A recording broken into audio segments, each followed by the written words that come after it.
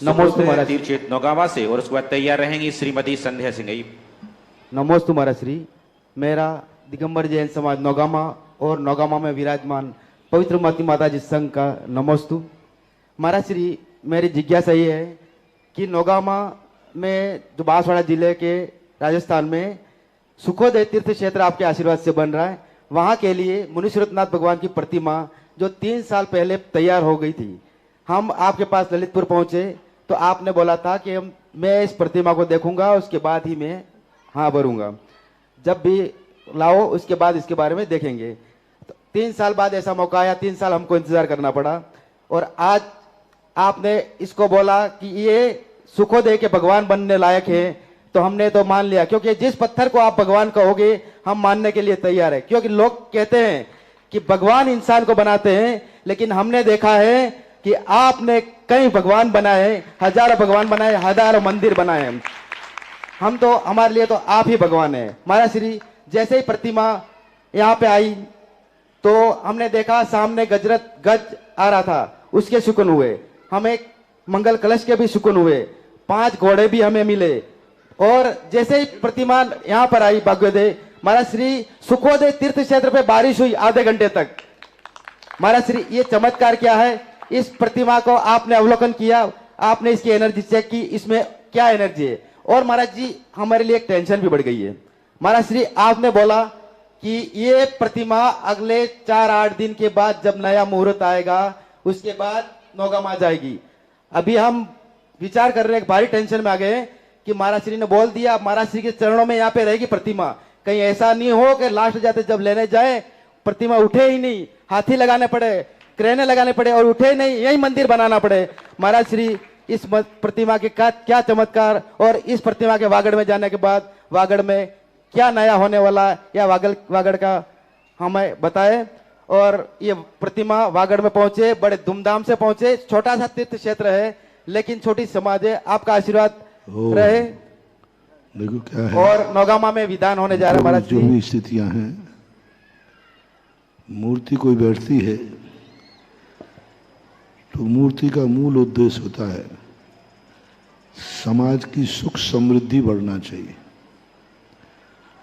मंदिर का अर्थ होता है कि मंदिर बड़े तो बनाने वाले की भी बढ़ोतरी होना चाहिए, तन से, धन से, मन से, सबसे होना चाहिए, उसका भी यश बढ़ना चाहिए।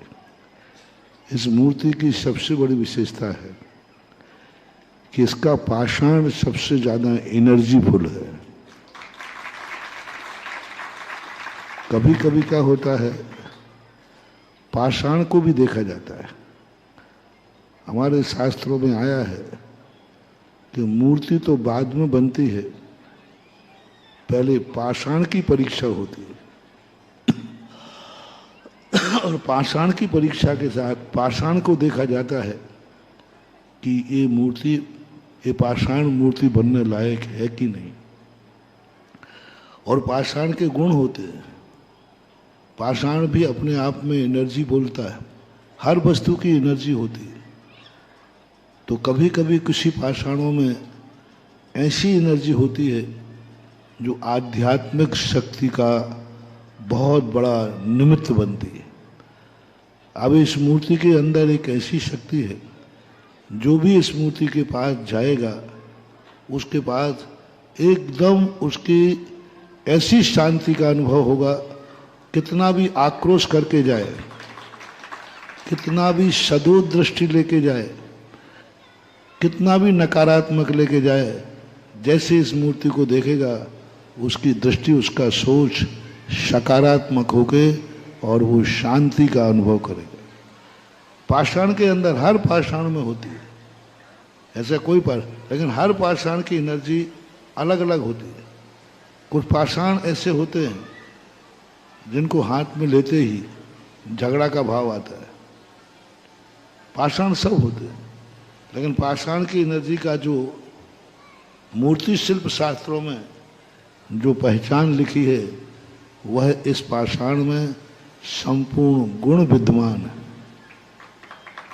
और उसी गुणों के कारण से आज मैंने बहुत बारीकी देखा, गया था तो मैं कैंसल करने, और आ गया पास करके।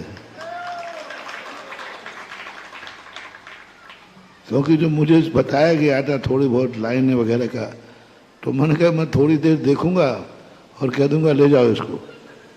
क्योंकि मूर्तियां पास करने में मैं कम माहिर हूं, कैंसल करने में ज़्यादा माहिर हूं।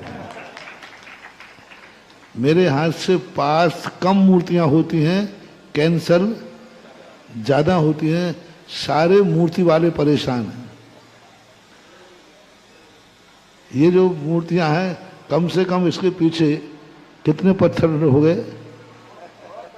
पता नहीं कितने, क्योंकि उसे मालूम था कि महाराज के पास जाएगा तो कैंसल हो जाएगा।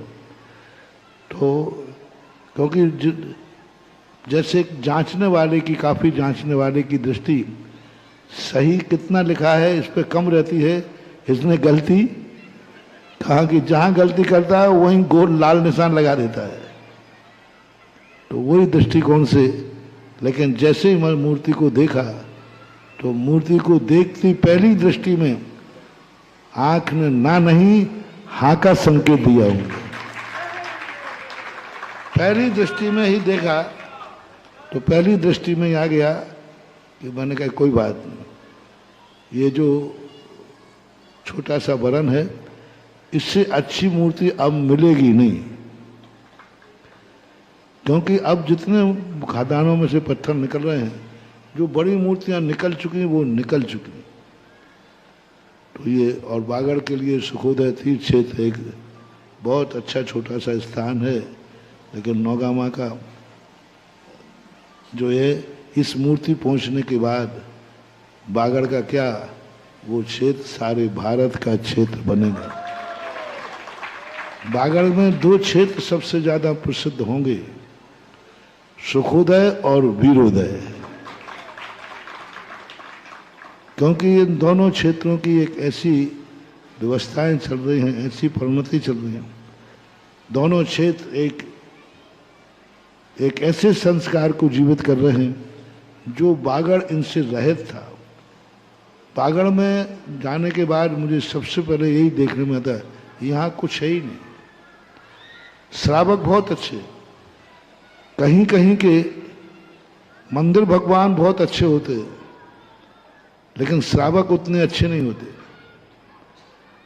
और कहीं कहीं के मंदिर भगवान उतने अच्छे नहीं होते, लेकिन श्रावक बहुत अच्छे होते। जैसे बागड़ के, बागड़ बहुत अच्छे, श्रावक समाज अच्छी है, बढ़िया है, संस्कारवान है, लेकिन वहां कोई तीर्थ और मंदिर ऐसे अच्छे नहीं थे। तो लेकिन एक वीरोदय और सुखोदय, ये दो तीर्थ के रूप लेकर के सामने आ रहे हैं। तो एक दिन सारे भारत में, अभी तक बागड़ कोई तीर्थ यात्री नहीं जाता। बागड़ लोग जाते हैं लेकिन रिश्तेदार, तीर्थ यात्रा पर नहीं जाते। ये दो क्षेत्र बनने के बाद लोग बागड़ में भी तीर्थ यात्री जाएंगे, तो बागड़ में भी तीर्थ है। और इस मूर्ति को यहाँ इसलिए रोकने का, क्योंकि कुछ इसमें शिल्प में कमी है, कुछ इसमें शिल्पी ने बनाते समय कमी की है। तो वो कमी शिल्पी यहीं आके सुधारेगा। सुधारने के बाद फिर मैं देखूंगा, फिर पास हो जाएगी। और कोई बड़ी गलतियां नहीं है, एक दो दिन के अंदर शिल्पी आएगा, वो सुधार देगा।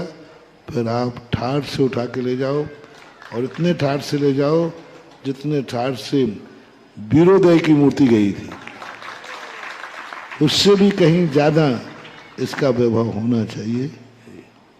पूज्य गुरुवर